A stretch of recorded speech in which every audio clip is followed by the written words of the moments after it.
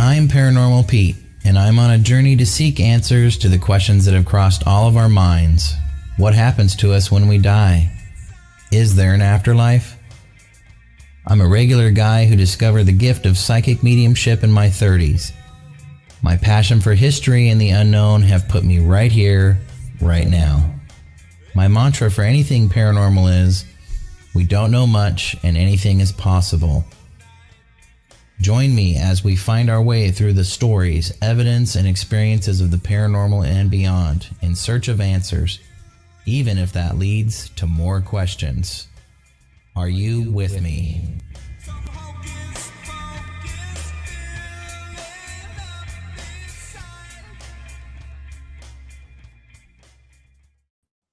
Greetings out there. My name's Peter Rebay. I'm the host of Paranormal Pete Show, and you found your way here. We're on WLTK-DB.com.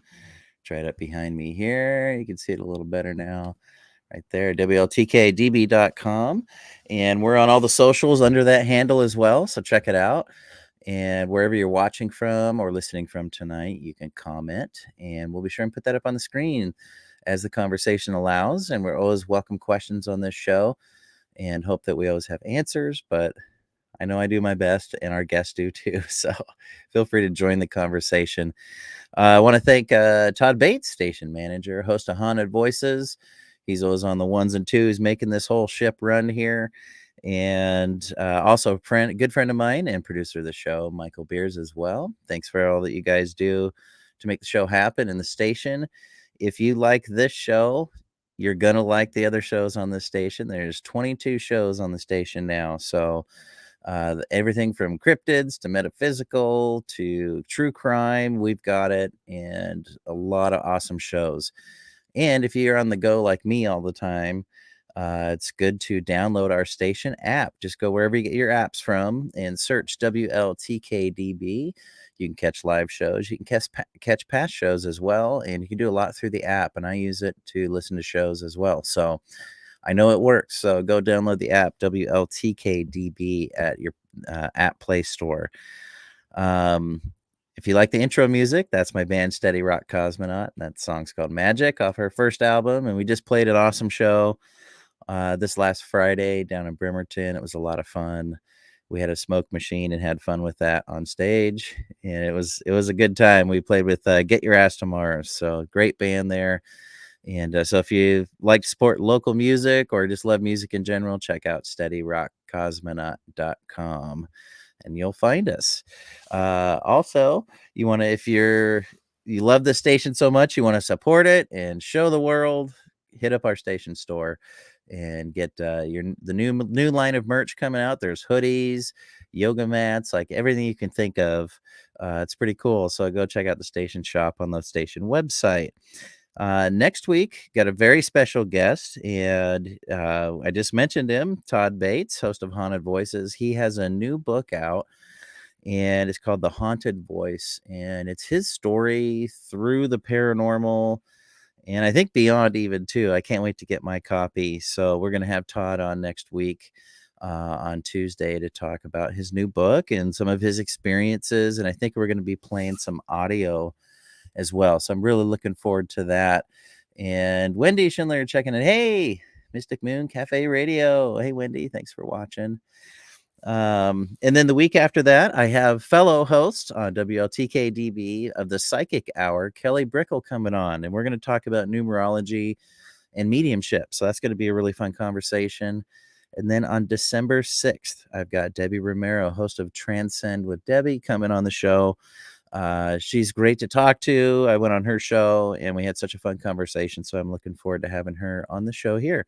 And then stay tuned for more guests to come up after that and more people checking in. Michael on the East Coast, thanks for staying up late. Thanks for watching. And she says, I can't believe I actually waved back. Wendy says, oh, well, let's try it again. That's awesome. If only we could see you. Also, gosh, I've been doing all kinds of ghost walk tours here in Port Gamble. It's been going great. Literally every weekend in October doing tours, people were sending me video clips and audio recording clips during the tour, and people were catching EVPs of spirits in the Walker Ames house here in Port Gamble. And so it was really cool. Some of the people sent in audio clips and said, hey, listen at 37 seconds. There's this. And then I would find something. Oh, no, at 7 seconds. This is what you need to listen for. And there is an EVP. So it's been a great Ghost Walk season so far. And I did a tour last weekend as well. So I got more coming up through April. And I've also got special investigations starting. So those are a chance for anyone to come in and investigate the paranormal at the Walker Ames house with me. We kind of go through the house and see if we can collect any evidence. And I teach people how to use meters, how to do, how to talk to spirits, if you're on an investigation. And so that's a lot of fun. I got my first one starting here in a couple weeks, and they go run through April as well. So go to portgambleparanormal.com. You can see all the upcoming dates and get tickets right there. Got a few more people checking in. Rob, hey, how's it going? Thanks for watching. Oh, good friend of the show.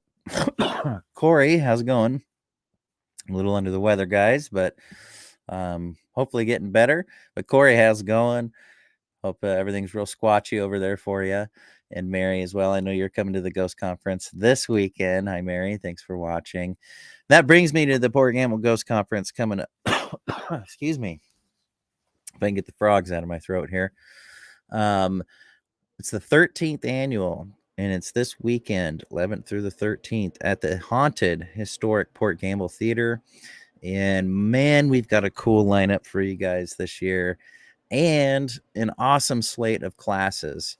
So if you haven't seen anything about this, which I don't know why you wouldn't have, but go to portgamble.com, go to the events tab, and you'll see the Ghost Conference page there. We've got a lot of new faces coming this year. We've got Genevieve St. Clair. She was on the show last week. She's going to be talking about hypnosis. We've got a very special guest tonight, medium Sarah Lemos. She's going to be there as well. She's coming back. We all had so much fun with her last year, and so happy she's coming back this year. We've got author Tracy Shearer. We've got the UFO detective, James Clarkson, and his wonderful wife, Joanne Clarkson, is going to be there as well, speaking and teaching. And a lot of great friends that have helped build this conference as well, like Michael White, James Nelson, and William Becker, also coming to speak as well. I'll be kicking it off, no pressure, with the first presentation on Friday night. So I'm looking forward to that. And we got some really cool classes, from how to read tarot to setting up for an investigation to the art of the interview, and making ghosts personal. So I think there's so much different content that I hope people will come out with so many different perspectives from the conference, which is a really great thing to have. There's also a special event Saturday night. It's a psychic gallery reading with psychic medium Inkasha Menti, and tickets are separate for that. We've also got a bunch of great places to investigate here in Port Gamble if you've never been. And we're opening up 7 locations this year to investigate right here in Port Gamble. So go to portgamble.com and go to the events tab, and you'll see it there. Well, let's get to it, because I think we got a lot of fun stuff to talk about tonight with our special guest. And by the way, this is episode 83. I can't believe it. And between my next 2 shows will be my 2-year anniversary of doing this show. So thank you so much for all the support. And I just can't believe it's been 2 years. I always say I didn't think I'd make it past 10 episodes. So here I am still. But let's get right down to it. So Sarah Lemos I met her a number of years ago at the Oregon Ghost Conference, and I've kind of been in touch with her over the years, and had her at the Port Gamble Ghost Conference last year. It was so fun. She has been speaking with the dead from the age of 5 years old. Through the years, she's learned to work with her gifts. These days, you can find Sarah sharing her gifts through helping real families while working alongside top paranormal celebrities from SYFI and the Travel Channel, and traveling the world with the original Ghost Hunter cruises. Sarah feels her life's purpose is to heal the world through connection. Please forgive me. I must have many frogs in my throat tonight. Growing up as a sensitive is not easy, says Sarah. That's why she has created a series of classes to help others like her awaken their truth through their senses. Pathways to Spirit has been taught around the world, and Sarah says others are now thriving with the tools they need to understand and use their true gifts. You can also see Sarah on Travel Channel's Ghost Town Terror, which we're going to talk about tonight, Ghost of Morgan City, Portals to Hell, and the Osbournes Want to Believe, and her latest is Conjuring Kesha. Let's bring a big show welcome here to medium Sarah Lemos. Yay! Hi, Hey, how Sarah. are you? Man, I'm doing good, except for I keep getting frogs in my throat. Poor thing. Well, 'tis the season. Yes. And I'll say, I don't know about how it is where you're at, but man, it is a dark and stormy night with a full moon over the sky up here in Port Gamble tonight. So It's very cold where I'm at currently. Very cold. yeah, there was talk of snow, and I hope that doesn't happen this weekend for the Coast Conference. But it's crazy weather. Like 2 weeks ago, it was like 80. Yep. And then there was like no in between. It was like, nope, here's the cold weather. Bam, slap you in the face with it. So That's exactly it. yeah, it's been pretty crazy. But well, tell us a little bit about. I mean, I had you on the show. Gosh, was it like a year ago? It's been a while. Time just flies by. But I'm glad. Thanks for coming back. What have you been up to since the last time you're on here? You're one busy person, so. It's been a crazy year, as always, doing different paracons around the states, and was called out to work on the Conjuring Kesha, which was really cool. The third episode, first season, where we took a step into the mysterious Westerfield house. And some of you may know the Westerfield house because that's where Houdini lived and did a lot of his works there. Also a cult moved in after Houdini, and it's a very famous house. Oh, I didn't know that. That's cool. Yeah. A lot of occult activity happened in that house. So, I mean, did you pick up on any of that going in there? I mean, it was one of my best reads ever. I mean this, like, to me, it was one of my best reads ever. Before even getting to the house is when I do most of my work. I want to see it, feel it, and experience it before I get to the property, because I hand over that information and go, now you guys know. Like, I didn't had any clue. All I know is I'm flying into a certain city and they'll pick me up. Yeah. That's what I know. And so I like to have everything written down so I can hand it over to them, and so they can say, wow, okay, here we go. But it was an incredible opportunity to not only just work with Kesha, because she wanted to have experiences herself. She was in love with the paranormal and she wanted to have some experiences. And so she had some of her very closest friends come with her on the journey to several different locations around the United States. Awesome. Well, so talk a little bit more about your process. I think that's interesting, and it's a good way to help build more credibility, not only for yourself, but for the case. Thank you for seeing it that way. For the clients, or, if it's a personal home. So, yeah. And I think you got to have controls if you're going to investigate as a medium, if you want to come across as credible, right? Yep. So when you say, you're going somewhere, yep, and you just fly into a town, people pick you up, whatever. And then do you sit outside the location? Is that what you're talking about? Or even before even getting there? Yep. So that's my process. Is if I'll get picked up at the airport, they'll drop me off at a hotel. I still have no idea. I just know that they'll call me and tell me when they're picking me up. Mm-hmm. So I immediately pull out a pad of paper and I will start asking my guides and angels to tell me what I need to know about this location. Is it several buildings? Is it one building? Is it a historic build? Is it a hospital? I want to be able to tell them this is what I'm getting. It was really interesting on this case. I kept getting this really big hill, and I kept seeing all these big hills, and I'm like, where are all these hills? Well, when you go to California, they got some crazy hills around there. I was like, oh, okay, this makes perfect sense. Yeah. But I like to get everything down, and I will draw the location. I'm a horrible artist. Okay. And I mean horrible. Like, literally when I hand it over, I'm like, sorry. but I like to sketch out as much as I can the main rooms I'm going to be in or the main rooms of activity. Yeah. And then, and I don't mind no's. I don't mind, hey, you didn't get this right. You didn't get that right.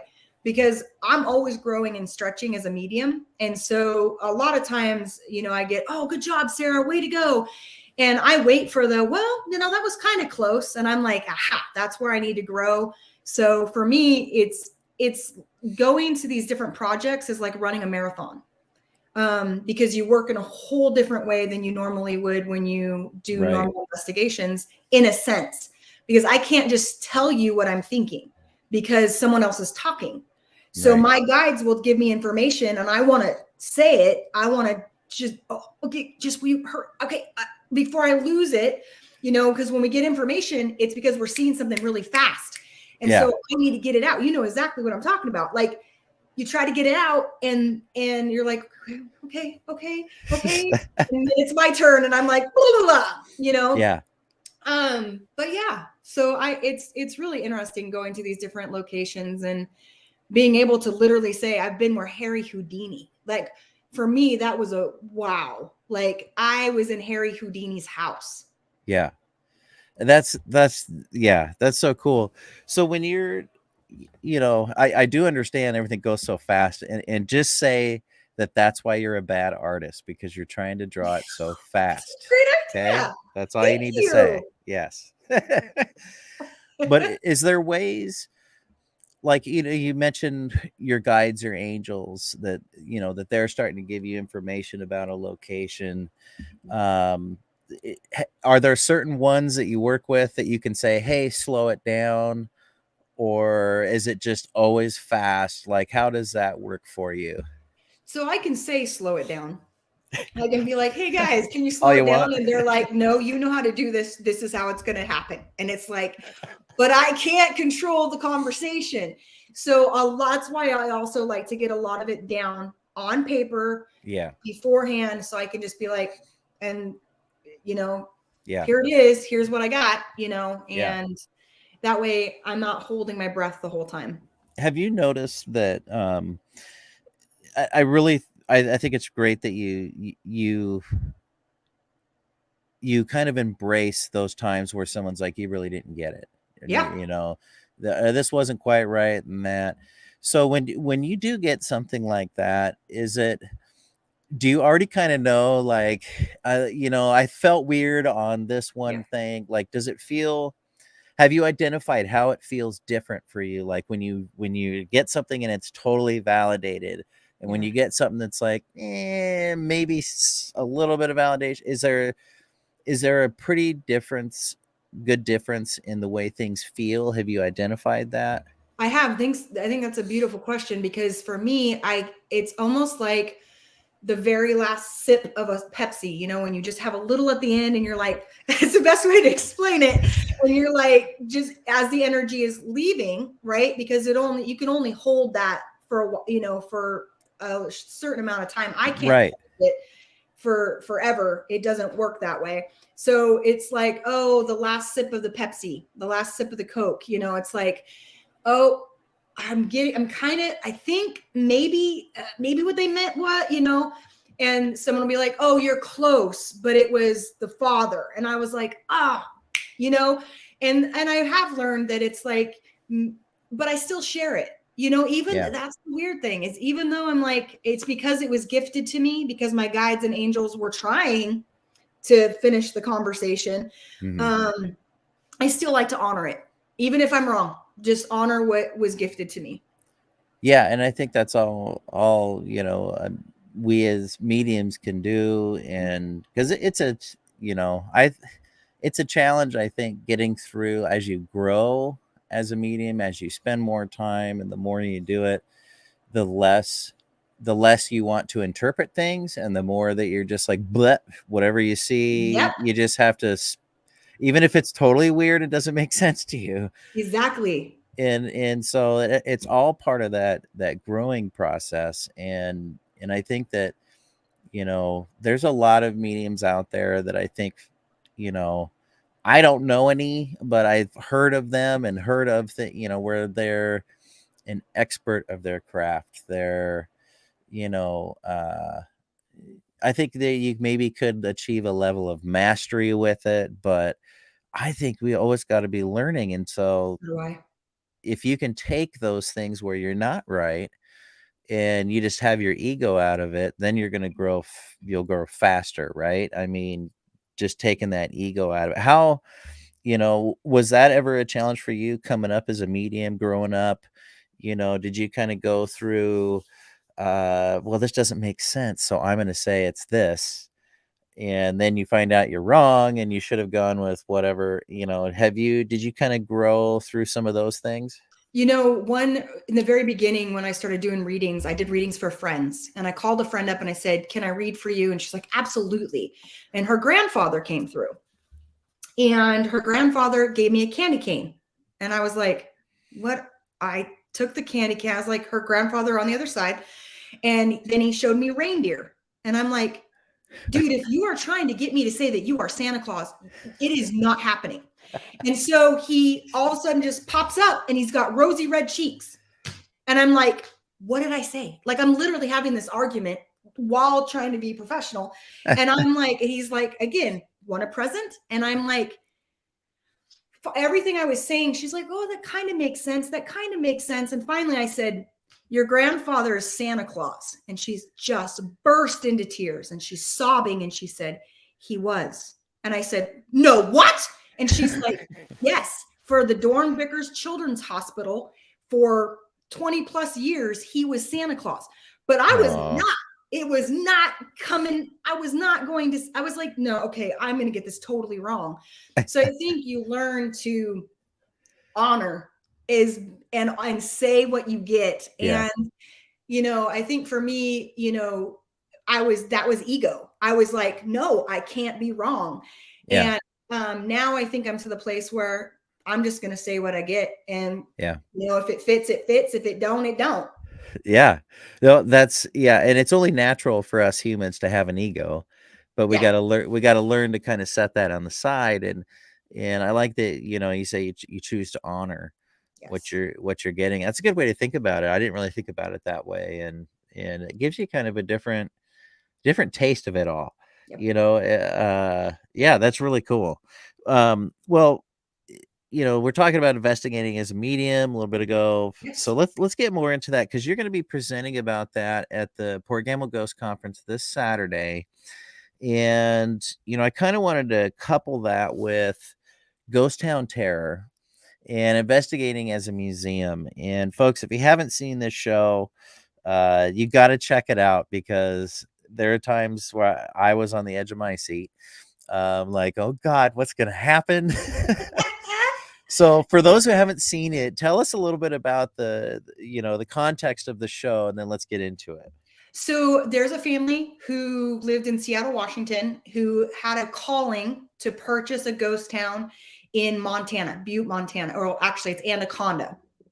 And basically sight unseen, just had this overwhelming feeling that she was meant to purchase this property. Yeah. And of course, it's a ghost town. So there's a lot wrapped up in the buildings, the property itself, and the people that live on the property. And really, when you are dealing with all of that, you're really trying to figure out, is it the property? Is it something spiritual that's happening here? Is it a spirit? Is it a cryptid? Is it what is it? Mm-hmm. And then you have the family that lives there also. So you're dealing with many different cards, if you will. Yeah, when you first started out on this, before I get into that, we got a couple people saying hello. So Jackie saying hello. Thanks for watching. And good friend of the show, Linda Myers. Hey, Pete and Sarah. Linda will be at the Ghost Conference this weekend too. She's doing a class Friday night for setting up paranormal investigations. So when you first started on this project, and you're in, you know, did you go through your same process before you got there? Did you try and get a sense of what was there, and were you super confused?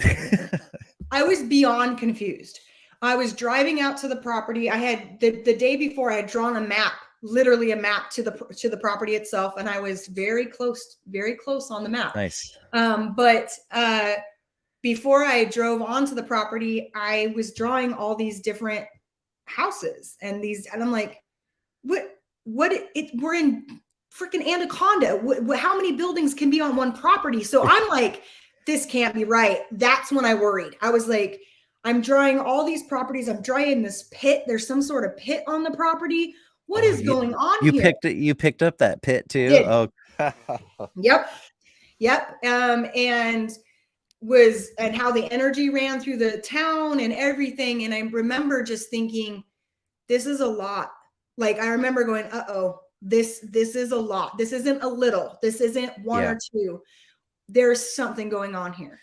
Well, on that note, then, when you start to get feelings like that and thoughts, have you had that before with certain locations? And like, did you have to do something extra to kind of did you feel like you needed to have extra protection before you even got there?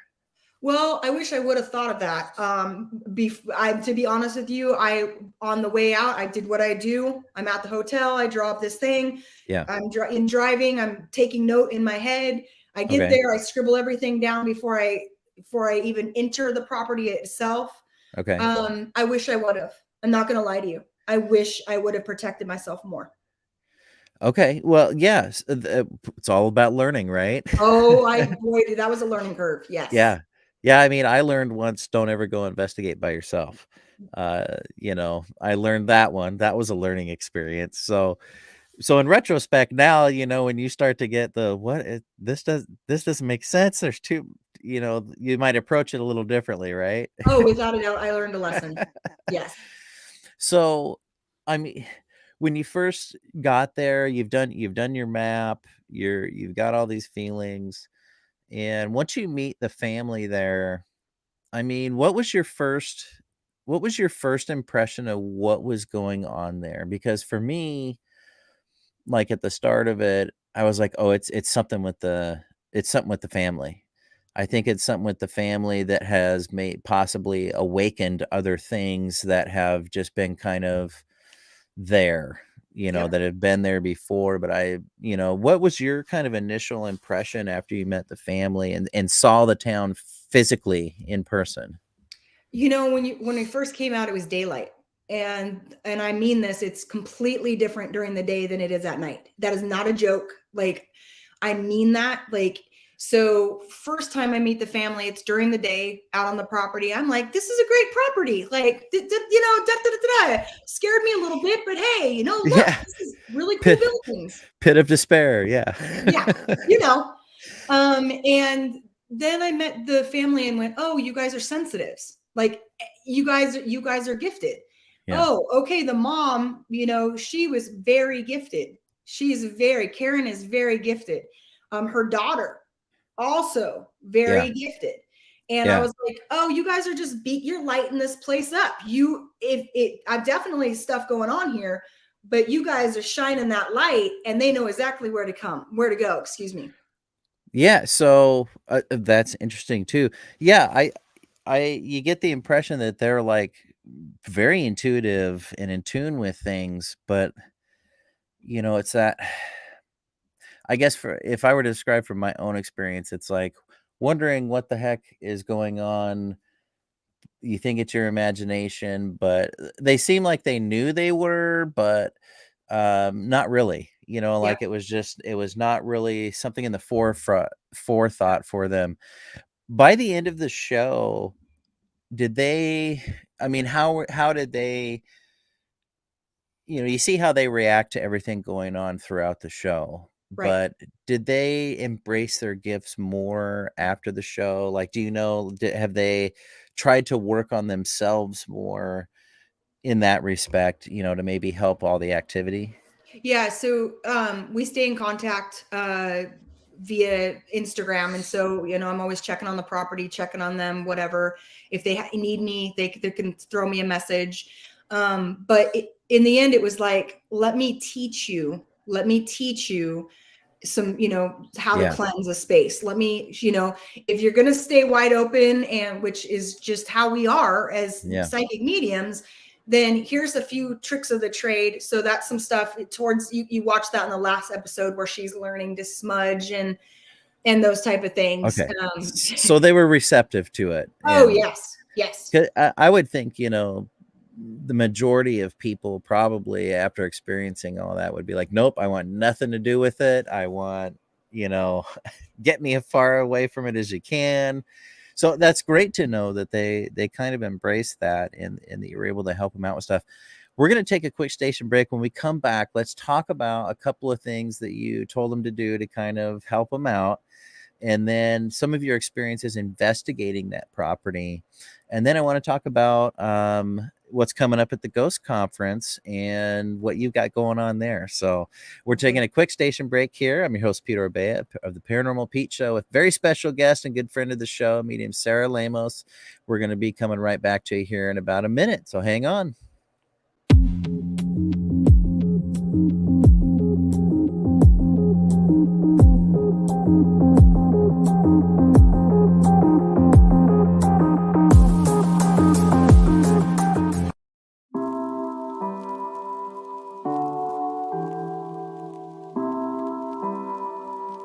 Brandon Wainwright, author of Tyson's Gift, How an 8-Pound Canine Became a Man's Greatest Spiritual Guide, and owner of Tyson's Gift Healing Arts, offers Reiki as well as color and sound modalities to anyone seeking physical, mental, emotional, and spiritual healing.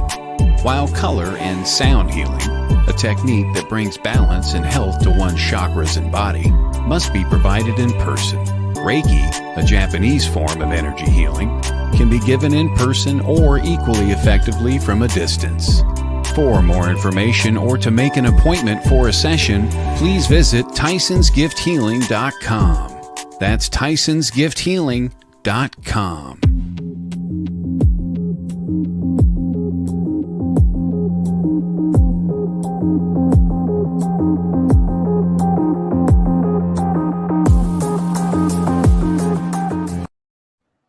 Welcome back to the Paranormal Pete Show. A special guest, medium Sarah Lemos, coming back on. And before the break, we started talking about Ghost Town Terror, and I had asked if the family that bought the place, if they were open to learning about how to handle everything, and I think it's so cool that they were. And one question came up from Linda I wanted to throw in here too, because it's right in there. Sarah, did you have any residual experiences or after effects from that place? She must be a sensitive also. The answer is absolutely. It's weird because prior to going out to film and to work on this case, I started having really weird incidences. And at first I was like, oh, I'm just being clumsy. I'm just being this. I'm just being that, as we all do. And so it started even before I got to the location and started on this case. Coming home, it was about 4 months that I just had this pull, and I don't know how to explain it. It was like, you know, when you have a bunch of jewelry that's all knotted together and you start taking the knot apart, it felt like I was having to unknot things for several months after being at this location. So did you try anything? Did you do anything to, I mean, did you feel that things came with you, or was it that the entities came with you, or do you feel it was more of an energy thing? It felt like it was more of an energy thing. Like it was, for me, afterwards, it was, I don't know how to put it. It was just this, it was a mess. It was just, it was a tight roped mess. My sleep was off. It was just real difficult. Like life was just really difficult for about 4 months. Yeah. And then I said, I'm done with this. We're done. So I always say, I have a healer myself that works with me. I do a lot of Reiki and crystal work for myself personally, and use a lot of different sprays and herbs and things like that. But for some reason, for those 4 months, I didn't do those things. I wasn't, I know. And so I was watchful for an attachment after the fact. But it was about 4 months. 4 months. It was difficult. That was a difficult case. It was a difficult property. It was difficult everything. And so, to be honest, to be real honest with you guys, it was about 4 months. Wow. And that's a long time to have an effect. And I kind of can relate to that in the sense of, I describe it as being like energy or emotionally drunk. Yes. After something where it's just like, ooh, you just, everything's just weird. You feel weird. You feel like at least I felt like I was like, in a bowl of Jello, right? Yeah. Everything's, you're moving in a bowl of Jello. Yep. Everything's kind of like that. Well, very interesting. So throughout the show, investigating it as a medium, which is your topic for the Port Gamble Ghost Conference this Saturday, and walk us through a little bit about, some of the times during the show where you're filming and it got real. Like, it got real as a medium, and you're trying to investigate and keep a perspective of learning what's going on and how to handle it. What were some of the things you went through as a medium investigating that? Well, when I go to a property, after I've given my notes and things like that, I want to read the buildings, because buildings are really, this is going to sound crazy, but the energy in buildings is very telling. The building loves to tell its story. It loves to peel back the layers when it first, when it first came to the property, and the stages that it's gone through as a building or a home or a structure, a barn, a church. So I really, really, really, really will focus on kind of having the buildings tell their story. And then I will go into talking to the spirits, communicating with those that have been on the property, have walked the property, still walk the property. And, it's a lot. It's a lot, especially when you're in a place that is so active. Yeah. Yeah. And there's, I think that there's more than just what's there with the family. Like I said, and you said it best, they're shining the light on everything that's around there. They sure are. So, I think that, there was many entities that were just in history. They were just back in history. And then these people or some sort of set of circumstances kind of unleashed all this. And so what, other than who you think was there with the family that was affecting the family, that was somebody they knew, what other things do you think were around there, and kind of how did you figure it out? So for me, I'm always looking for certain energies. I'm looking for the fae, the jinn. I'm looking for, like, if it's anything other than earthbounds or if I really try to figure out if it's, because I don't want to say, as we know, they come through in different ways. They can be trickster spirits. You could never say, for sure. You just can't. And if you do, like, So like for me, it was like, I was like, I need to look at under every rock, every stone. I want to know, is it this? Could it be that? Could it be a trickster spirit? Could it be fae? Could it be jinn? Like, there's all these different, there's not just spirits. So for me, I was like, I want to make sure it's not something that's from the land itself, because Anaconda and the surrounding areas is a mining. They mined it to death. They mined it to death. There's actually a lake of acid. Okay. So like they have an acid lake that if a bird flies into it, it's no longer with us. Yeah. So it's a gnarly, the land itself has gone through a lot. So you have to ask yourself those questions. You have to look there too. Yeah. Yeah. And do you think any of, when you hear, it seems like old towns that have a lot of mining or a lot of removal of resources from nature seem to hold on to the people that were I there. completely agree with you. I mean, is that, do you think there's a correlation there? Like with 100% think there's a correlation there. Just, with like the mining and, the land was like, well, you're going to take from me. Well, guess what, y'all? Yep. Nobody's leaving. Exactly. Okay. Yes. Yeah. I was kind of thinking it was a little bit of that because when when you go to places or you're hearing stories from friends or seeing programs about different locations, it's like wherever there is, a stripping of resources, there seems to be a stronger set of paranormal experiences that happen to people. And I this is pretty interesting. Gosh, I had a great one, but then it just slipped and went whoosh, right. Oh, no. Well, so throughout this whole experience, what was like the best thing that you learned investigating this case and film, all the filming throughout the show? There were times where like, the team seemed kind of like butting heads, and I think it was the property possibly affecting people. What was like the best thing you learned out of this from a team perspective?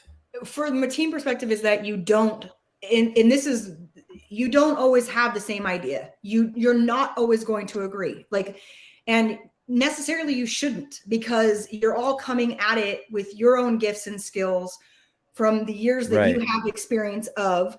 And so I'm going to see it one way, and maybe another team member is going to see it another because of their history, right? So wherever they're at.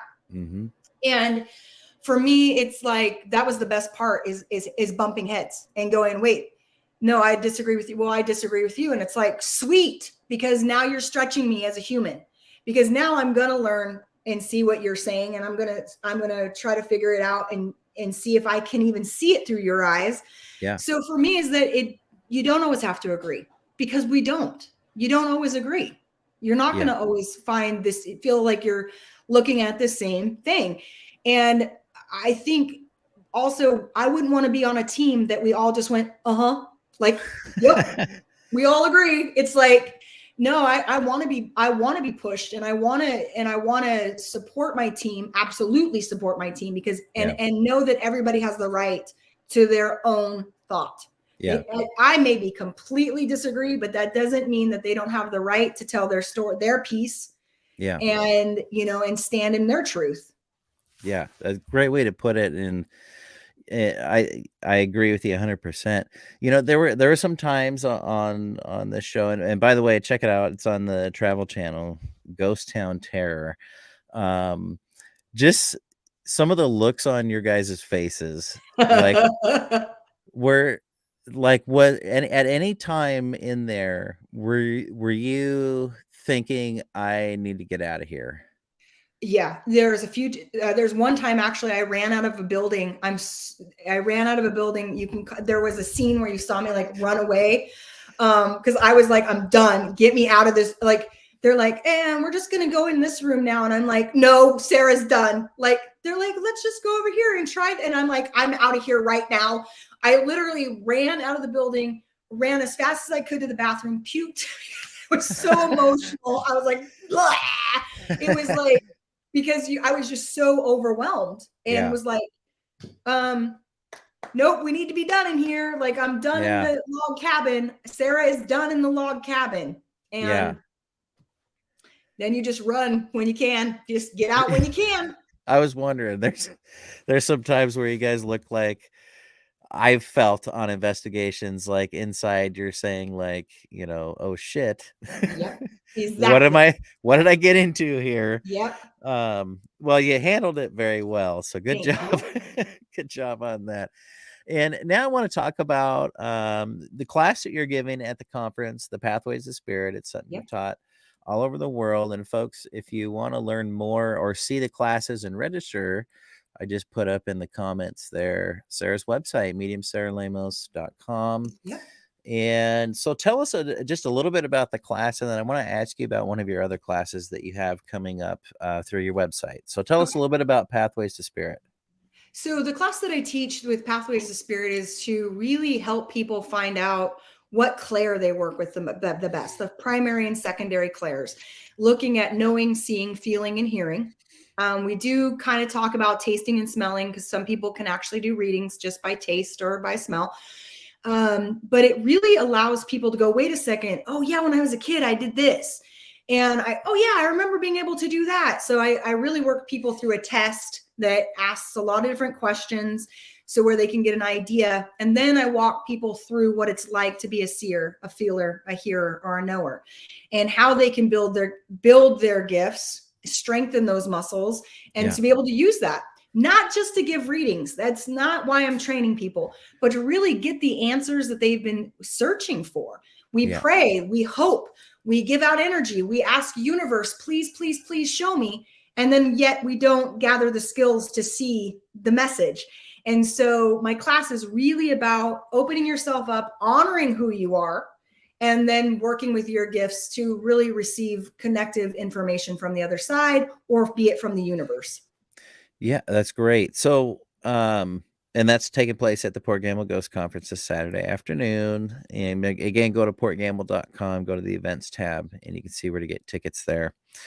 You know, as you're coming up and as you've grown as a psychic medium, what's kind of been your top two clairs that you've always worked with? Seer and feeler. Seer and feeler. Okay. Yeah. Kind of normal for mediums. Like most mediums are going to be seers and knowers, or seer and feeler. Okay. Are usually going to, Yeah, I would agree with that 100%. That's how I am. And sometimes other things come in. Yeah. Without a doubt. Hear things, but it's not as good as the other ones. You have a class about meet your guides. Yes. How was it a challenge for you to meet and know who your guides were, as you were kind of learning? Was it a challenge for you? Meeting my guides was very, very difficult. It took me 4 years to meet my guides, of actual participation and trying all different types of skill, like learning, like doing everyone's meditation and doing everybody's, like searching that part in the book, because I wanted to meet my guides. But it took me about four years to meet them. And then once I did, I, of course, said her name wrong. So my primary guide, I meet her for the very first time, and she says, "Hi, I'm Gillian." And I heard Jillian, and I'm like, "Oh, like Jillian Michaels?" And she's like, "No, like Gillian." And it was like, great, 4 years, here we are, screwed up her name already. That's great. But I do think it's important that you meet your guides. I do think it's important that you do it yourself, not necessarily through a psychic or a medium, asking the question, who's my guides? Give me their names. It's a very personal relationship. So meeting your guides, knowing that they've walked with you and will continue to walk with you moments before your death. They take you moments before your death. So they're constantly with you. So I think also it's important to open that opportunity of communication, because they're here to help you. They're here to support you. They're here to tell you things. Right. And so having that connection with them and growing that is I think important. Yeah, I wanted to make sure and ask you about that, because why do you think it was a challenge to meet your guides? Because I've gone through the same thing. Yeah, I have an idea. I have an idea, but like some of them, they never talk. Yep. They never say anything. Yep. I have one that never talks. Never talks. He plays a flute, but he does not talk to me. I'm like, but you're my guide. Like, we're supposed to have conversation. I guess they expect waiting for you to get the higher way of communication. But so why do you think it is a challenge? Because I hear that often. I'm experiencing it myself. I hear it from other mediums. Why do you think it's such a challenge to meet your own spirit guides when it's so easy? Well, I don't want to say so easy, when it's easier to see other people's guides and communicate with them. Because we don't trust we don't trust ourselves. I'm just going to be real with you. I think a lot of people who are searching for their, is that really them? Is that really their name? Is that really them? Is that really, wait, no, that can't be them. Am I seeing that? No, that can't be seeing that. So I think a lot of times it's learning to trust what you got. Like when you're gifted information from your guide, take it for what it is and don't question it anymore. And that's hard because we all question. Right. We're like, that's what we do. So I think that's why it's hard. I think it's because we have a hard time trusting something that we're receiving that is so personable. And what if I made them have blonde hair, and what if I made them a man, or I made them, what if I made this, and in this situation, you really do question it. Yeah. Great. I thank you. I don't feel as bad now. I think it's very normal. Well, I think it's almost like, it's really hard to, at least in my experience, to read for people that like super well, like family members. I've always found it a challenge to read stuff for my wife Molly. Yeah. I found which guide works for her, and it's a little bit easier now, and I think it's because you have that doubt, like, Yep. Did I make it this way? Yep. We got a couple of great questions here. Wendy, is there, and if so, what is the difference between spirit guides and spirit guardians? So I've never heard spirit guardian before. I've only heard of spirit guides. So I don't know that I can offer much here, because I'm not sure what a spirit guardian is. I would say they may be one and the same. That's what I'm wondering. But may have a little bit different outlooks on things. Like spirit guides may try and guide you in your life, putting you in certain situations, putting certain people in your life to progress your soul's journey, whereas a guardian might work alongside a spirit guide to keep certain things away. Okay. Right. Maybe, Okay. that's how I would think about that. That's a good question, Wendy. Really good question. Stumpers. Excuse me. And my wife Molly's asking, do you think guides can also be guides for other people too? Do you think guides always have some sort of family connection to the person they guide? What do you think? So I personally believe that they're not connected to the family, that they are someone we chose while we were in spirit. You're going to be my guide this time around. You're going to be my secondary guide this time around. Okay. And I don't believe they can be guides for other people. I believe they're only a guide for you, because they're running your information. They're constantly watching if you're okay. They're setting things up. They're creating your flow. So I would say not connected to family. And I would also say, and it's one person, and I personally believe it's one person. Yeah, that's a great answer. Yeah. I'm just going to say, I don't know. That's a good question. I mean, that's true too. Yeah. Yeah, it is a great question. And like, for my wife, I believe it is somebody from extended family that is her main, maybe it's her angel, guardian angel, that really guides her. And what do you think about, have you ever, Wendy says good answers. Thank you. Thanks, Wendy. What do you think about, one of your other classes you offer is animal communication. And yes. I think we can have animal guides. Yes. Not only pets, that never really leave us, never really leave our side, but I think that there's animal guides too. Talk a little bit about your experience with animal communication. And, I'm just curious what your take is on animal spirit guides. Guides and guided messages, spirit animals, totems, they're all a little bit different, and it's kind of hard to explain. I'll do my best. Okay.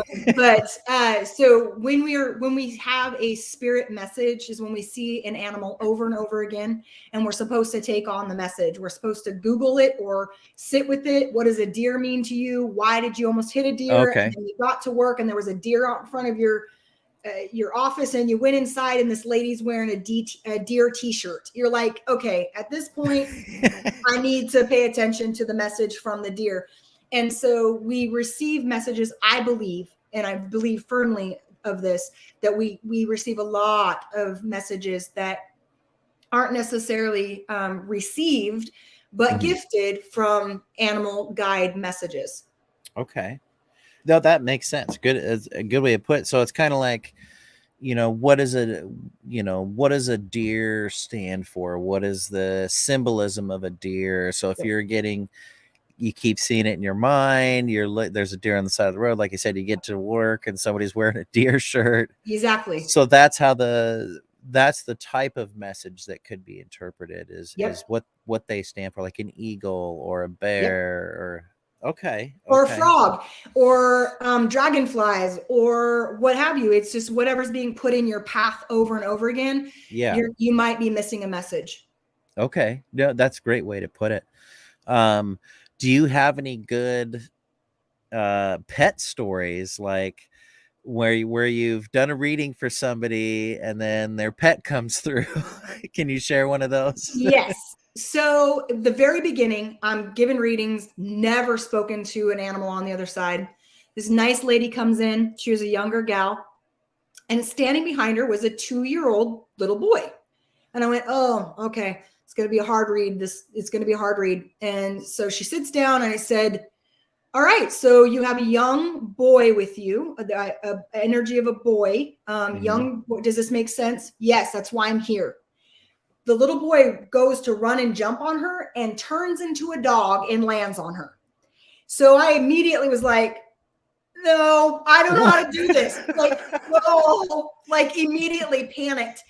And I said, did you lose a dog, a large black dog, by something to do with his neck? And she said, yes, that's why I'm here. And this dog looks at me, and this is where it gets real freaky, says to me, yes, he says it to me. He says, I'm a gangsta. And I was like, oh yeah, no, we're not doing this. Like, I've lost it, all gone. And so I said to her, he says he's a gangsta. And he goes, she started sobbing, and she said his name was Capone. His name was Capone. And so they had a wonderful, interaction. I was able to, but boy, when I was done with that one, it was a sit on the couch moment and really gather my thoughts. One of those. Yeah, exactly. Did that just happen? Yeah, that just happened. Oh, that's great. I've never heard of that before. Yeah. That's what a cool story. That's awesome. Wendy had a couple comments about the animals, saying she feels that they're my guardians, and the spirits. My guardians are the spirits of her deceased dogs, and they stand guard over me, which is feeling overwhelmed and frightened, and so on, giving her the feeling of peace in her soul and mind as they did when they were physically with me. Yeah. Absolutely.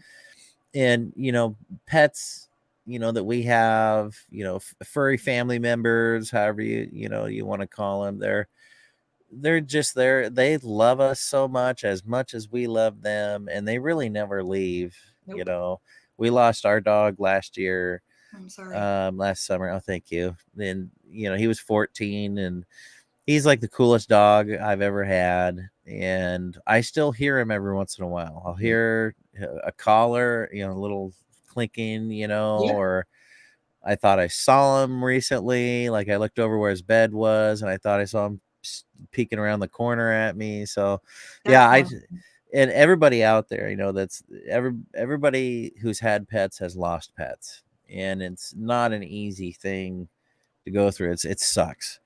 But knowing, like in readings I've done, people's dogs show up, or if it's someone's grandfather, that the grandfather's dog will show up and they're running around them, and it just makes me feel so much better that, yeah, you know what, they really, I kind of are hanging around, and we're getting low on time, but you do a class on this. Yeah. And I think you got one coming up in January, or no, this The month. big class is in January. All the other classes have already been booked for this November's push. There will be another push for those type of classes. We're going to probably be January, February, probably March is when the next set of those ones will come back out.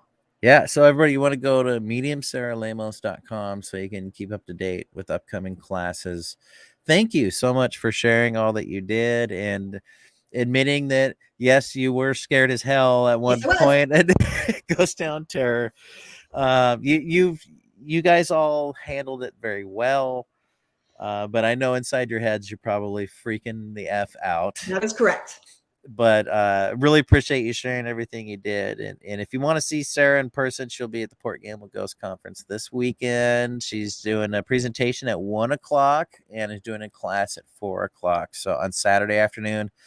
And I think you're going to love the theater, just the space itself. It has activity. Well, I won't tell you more. Okay. But you can figure it out before you get there. I'm good. But I think you're going to love it. And Wendy's saying thank you. And thanks for the comments, Wendy. And Linda saying great show. Thank you both. Thank you, Linda. And with that, next week, don't forget, I've got author and station owner here and host of Haunted Voices, Todd Bates, coming on next week. Talk about his new book, The Haunted Voice. So we've got some great guests coming up. But tonight was so much fun. And Sarah, thank you so much again and for making time. And Deirdre, Dee Dee, looking forward to seeing you in PG. She'll be there, and Mary as well. Thank you. Yeah, great conversation. It's always fun talking to you. We get into some fun stuff. Yeah, I always enjoy it. Yeah, right. Well, I'll see you this weekend at the Port Gamble Ghost Conference. And anybody in the area not looking for something to do this weekend, well, we're getting close to selling out. So if you want to get tickets, get them quick. Somebody's saying here, love the amethyst crystal in your background. I was commenting on that before the show. Great. Yeah. And it does feel good in there, she says. So that's her place there. Well, thanks everybody for commenting. And I leave every show with the toast. And I promised you guys after I hit my 2 years, I'll change the toast. I'll come up with something else for the end of the show, but it's your weekly reminder to be present. The past is history and the future is a mystery, but today is a gift because it's the present. Don't forget to be in the present from time to time. I need to take my own advice. I'll admit that, I quit worrying about yesterday, quit worrying about what's coming up tomorrow.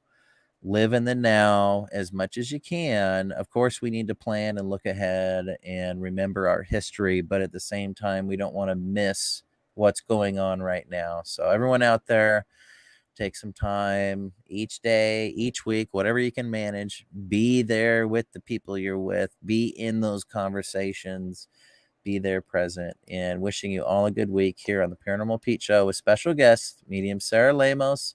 We'll see y'all next week on WLTK-DB.com on the Paranormal Pete Show. Take care, everybody. Thanks, Sarah. Thank you.